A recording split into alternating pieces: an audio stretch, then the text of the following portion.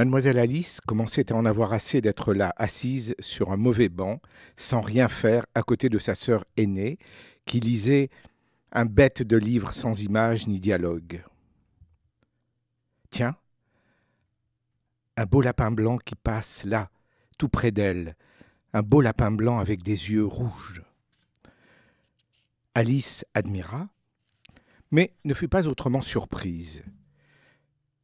Il n'y avait rien là de si extraordinaire, n'est-ce pas, dans le fait de voir passer un lapin blanc devant soi.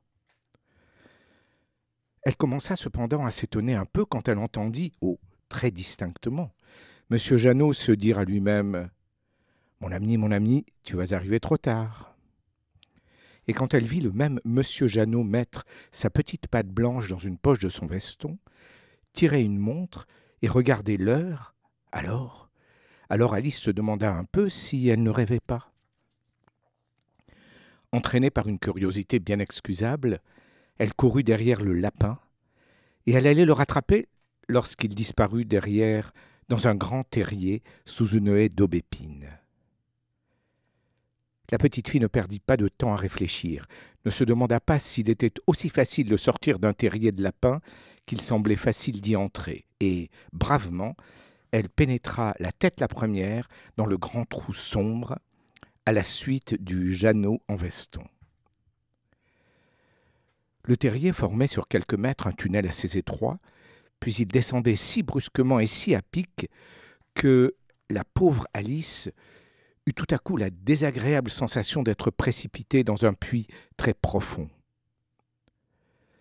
Soit que le puits fût très profond, en effet, soit qu'Alice y descendit tout doucettement, elle eut le loisir, au cours de sa chute, de bien examiner le paysage. Oh, un modeste paysage, au-dessus et au-dessous d'elle, du noir, de l'ombre. Autour d'elle, cela devenait plus intéressant. Figurez-vous que les parois du puits formaient des espèces de buffets à étagères, avec des pots, des assiettes et des verres, tout ce qu'il faut enfin pour bien manger. À un certain endroit, Alice eut le temps d'attraper un pot de confiture, sur le ventre rond duquel étaient écrits ces mots aimables « marmelade d'orange ». Malheureusement, le pot se trouva vide, et Alice allait le jeter, c'est-à-dire le laisser tomber sous elle, quand l'idée lui vint qu'il pouvait y avoir du monde en bas, et qu'elle risquerait de tuer quelqu'un. Alors, la sage enfant replaça gentiment le pot vide à l'étage au-dessous, comme elle passait, descendant toujours. Et Alice descendait toujours.